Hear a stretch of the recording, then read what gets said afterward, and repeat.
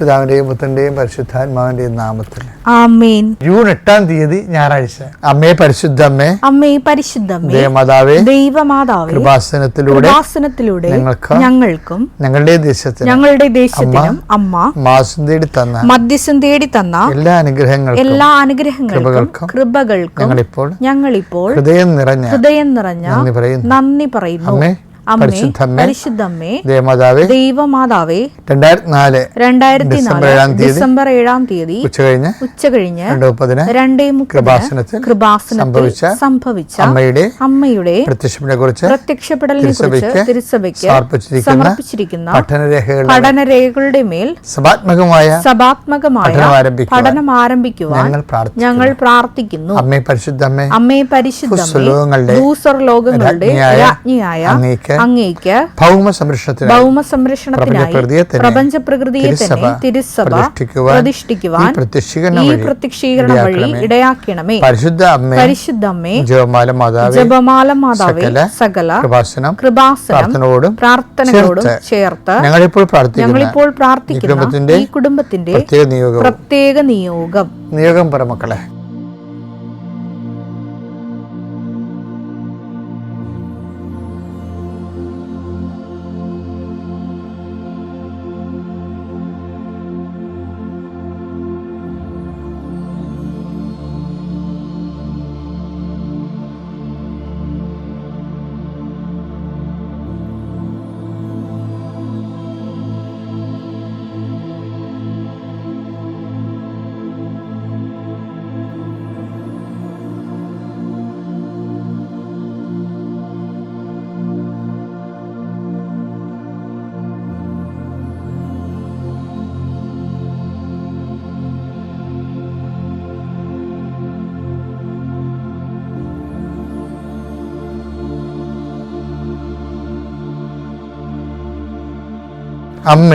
അമ്മയുടെ പ്രത്യക്ഷീകരണത്തിന്റെ ഈ അനുഗ്രഹവേളയിൽ ഞങ്ങൾക്ക് സാധിച്ചു തരുവാൻ കനിയണമേ.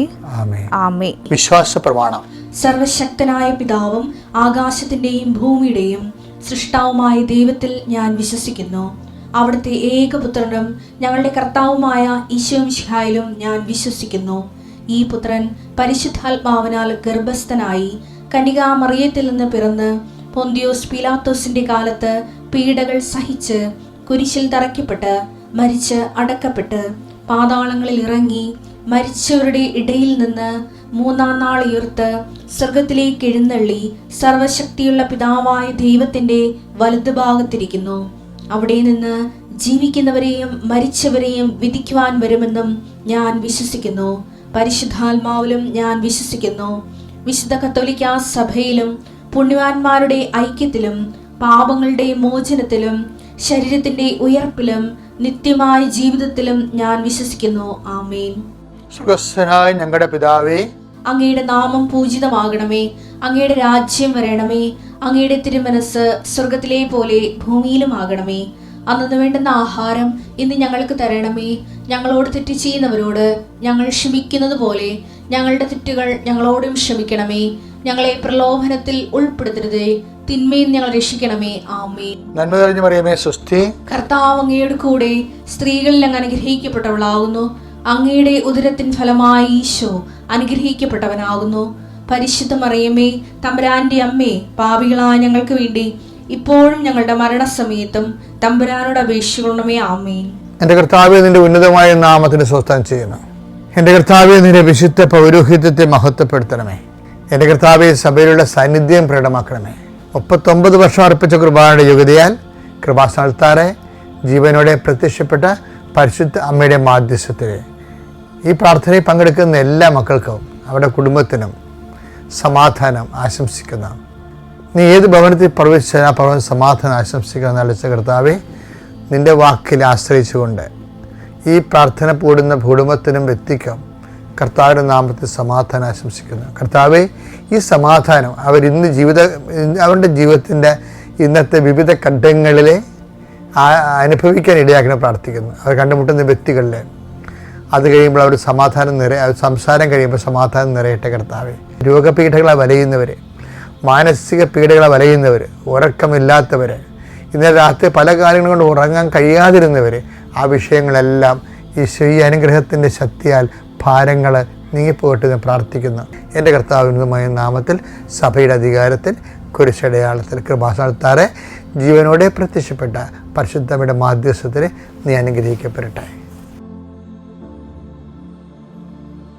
ഇപ്പോഴും നമ്മുടെ ജീവിതത്തിൽ കാലാവസ്ഥ മാറ്റം വന്നിരിക്കുകയല്ലേ. പെരുമഴക്കാലമാണ്, പ്രളയകാലമാണ്. ജീവിതത്തിൽ ഇതുപോലെ തന്നെയുള്ള കാലാവസ്ഥ ഭേദങ്ങളുണ്ടാവും. കണ്ണീരിൻ്റെ കാലം ഉണ്ടാവും.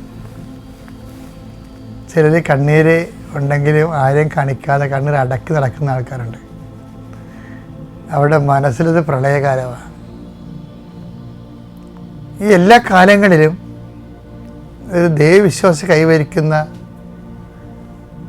ഒരു വാട്ടർ ലെവലുണ്ട്. എത്ര മഴ പെയ്താലും ഒരേ ലെവലിൽ നിൽക്കുന്ന ആൾക്കാരല്ലേ. ഒരേ ലെവലിൽ എത്ര സങ്കടമുണ്ടെങ്കിലും ഒരേ ലെവലിൽ നിൽക്കുന്ന ആൾക്കാരുണ്ട്. നമ്മൾ അറിയത്ത പോലുമില്ല അവർക്ക് എന്തുമാത്രം വിഷമതകളുണ്ടെന്നുള്ള അറിയത്തില്ല. നമുക്ക് പിന്നെ 2 കാലങ്ങളായിട്ടാണ് കാണപ്പെടുന്നത് കേരളത്തിൽ. ഇപ്പോഴല്ല, പണ്ട് മുതൽ ഈ കേരളം സന്ദർശിച്ചിട്ടുള്ള സഞ്ചാരികളുടെ പുസ്തകമൊക്കെ എൻ്റെ കയ്യിലുണ്ട് കുറേ. ഇപ്പോൾ മാർക്കോപോളോയുടെ കാലം തൊട്ട് ഇങ്ങനെ ബുക്കനാൻ്റെ കാലം വരെയൊക്കെ ഉള്ളവരെല്ലാവരും പറയുന്നത് കേരളത്തിൽ 2 കാലാവസ്ഥയുള്ളതെന്ന് പറഞ്ഞു. ഒന്ന് വേനലും വർഷവും. ഇപ്പോൾ വർഷകാലമാണ്. പക്ഷെ മറ്റു കാലങ്ങളൊക്കെ ഞാൻ കാനഡയിലൊക്കെ ചെന്നപ്പോൾ അവരെന്നോട് വിശദീകരിക്കുകയായിരുന്നു, മഞ്ഞുകാലമുണ്ട്, സ്പ്രിങ് ഉണ്ട്. അപ്പോൾ അങ്ങനെ ഓരോരോ കാലം വ്യത്യസ്തമായിട്ട് അവർക്കുണ്ട്. ബൈബിൾ എന്താ പറഞ്ഞു വെച്ച് കഴിഞ്ഞാൽ ഓരോരുത്തർക്കും ഇതുപോലെ കാലമുണ്ട്, ഓരോ കാലമുണ്ട്. അങ്ങനെ കാലം വ്യത്യാസപ്പെടുത്തുന്നത് എന്തിനാണെന്ന് കർത്താവിൻ്റെ വചനത്തിലുണ്ട്. ആ ദൈവാഭിമുഖ്യ ജീവിതവും അതിന് അനിപേക്ഷണീയമായിട്ടുള്ള കാലവ്യത്യാസങ്ങളും ബൈബിളിലെ ഒരു വിഷയമാണ്. ചിലപ്പോൾ സങ്കടമായിരിക്കും, ചിലപ്പോൾ സന്തോഷമായിരിക്കും, ചിലപ്പോൾ വ്യസനമായിരിക്കും, ചിലപ്പോൾ ഉത്കണ്ഠയായിരിക്കും, ചിലപ്പോൾ ആധിയായിരിക്കും, ഭീതിയായിരിക്കും. അപ്പോൾ ഇങ്ങനെ വ്യത്യസ്തങ്ങളായ കാലങ്ങളുണ്ടാവും. അപ്പോസ്തല പ്രവർത്തനം 17:26 ഭൂമുഖം മുഴുവൻ വ്യാപിച്ചു വസിക്കാൻ വേണ്ടി അവിടുന്ന് ഒരുവനിൽ നിന്ന് എല്ലാ ജനപദങ്ങളെയും സൃഷ്ടിച്ചു. അവർക്ക് വിഭിന്ന കാലങ്ങളും വാസഭൂമികളും നിശ്ചയിച്ചു കൊടുത്തു. വിഭിന്ന കാലങ്ങളും വാസഭൂമികളും. ടൈമും ഉണ്ട്, സ്പേസും ഉണ്ട്. ടൈം മാത്രമല്ല കൊടുത്തത്, ടൈമും സ്പേസും എല്ലാവർക്കും അങ്ങനെയാണ്. അപ്പം നിൻ്റെ അനിയത്തിയുടെ അല്ലെങ്കിൽ നിൻ്റെ ചേട്ടൻ്റെ ടൈം ആൻഡ് സ്പേസ് ആയിരിക്കത്തില്ല നിൻ്റെ ടൈം ആൻഡ് സ്പേസ്.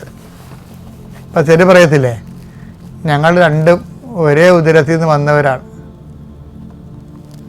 ഒരമ്മ പെറ്റവരാണ്, പക്ഷെ 2 തരത്തിലാണ് ജീവിക്കുന്നത്. 2 പേർക്കും ടൈം ആൻഡ് സ്പേസ് വ്യത്യാസമുണ്ട്. ദൈവത്തിൻ്റെ മുമ്പിൽ ഇതെല്ലാം ഒരു ടൈമാണ്, ഒരു സ്പേസാണ്. അതെന്താണെന്നറിയാമോ? ഇതെന്തിനാ ഇങ്ങനെ ടൈം ഡിഫറെൻ്റ് ആക്കിയിരിക്കുന്നതിൻ്റെ ഉദ്ദേശം എന്തിനാണെന്ന് വായിച്ചേ. ഇത് അവർ ദൈവത്തെ അന്വേഷിക്കുന്നതിനും ഒരുപക്ഷേ അനുഭവത്തിലൂടെ അവിടത്തെ കണ്ടെത്തുന്നതിനും വേണ്ടിയാണ്. അനുഭവത്തിലൂടെ ദൈവത്തെ കണ്ടെത്താൻ വേണ്ടിയാണ്. അപ്പൊ ദൈവത്തെ കണ്ടെത്താനുള്ളൊരു മാർഗം എന്താണ്? അനുഭവമാണ്. അനുഭവം ഉണ്ടാണെങ്കിൽ എന്ത് ചെയ്യണം? ജീവിതത്തിന്റെ അനുഭവങ്ങൾ വ്യത്യസ്തങ്ങളായിരിക്കണം. ഒരു അനുഭവത്തിൽ മാത്രം ദൈവത്തെ കണ്ടെത്താൻ പറ്റത്തില്ല. കൃപാസനം എന്തുകൊണ്ട് ഇത്തിരി സാക്ഷ്യങ്ങൾക്ക് പ്രാധാന്യം കൊടുക്കുന്നത്? ഈ സാക്ഷ്യങ്ങളെന്ന് നമ്മൾ വിളിക്കുന്നത് അനുഭവ സാക്ഷ്യങ്ങളാണ്. അപ്പം നീ എന്നെ കേൾക്കുന്ന നീയും കർത്താവെ എനിക്കൊരു അനുഭവ സാക്ഷ്യം തരണമെന്ന് പ്രാർത്ഥിക്കണം. കാര്യം എന്താണ്? നീ നിൻ്റെ കാലത്തെ, ക്ലേശകാലത്തെ നീ നല്ല കാലമായി കൺവേർട്ട് ചെയ്തതിൻ്റെ അനുഭവങ്ങളുടെ സാക്ഷ്യമാണത്. അപ്പോൾ എല്ലാ കാലങ്ങളും നല്ലതാണെന്ന് അനുഭവ സാക്ഷ്യത്തിലൂടെ നമുക്ക് അനുഭവിച്ചറിയാം. Thank you. അത്യപൂർവ ദൈവാനുഭവങ്ങൾ ഇനി നിങ്ങൾക്കും സ്വന്തം. ഈ യൂട്യൂബ് ചാനൽ ഇതുവരെ സബ്സ്ക്രൈബ് ചെയ്തിട്ടില്ലെങ്കിൽ ഇപ്പോൾ തന്നെ സബ്സ്ക്രൈബ് ചെയ്യുക. ഈ വീഡിയോ ഇപ്പോൾ തന്നെ നിങ്ങളുടെ സുഹൃത്തുക്കൾക്ക് ഷെയർ ചെയ്തുകൊണ്ട് കർത്താവിൻ്റെ പ്രേക്ഷിതരാകുക.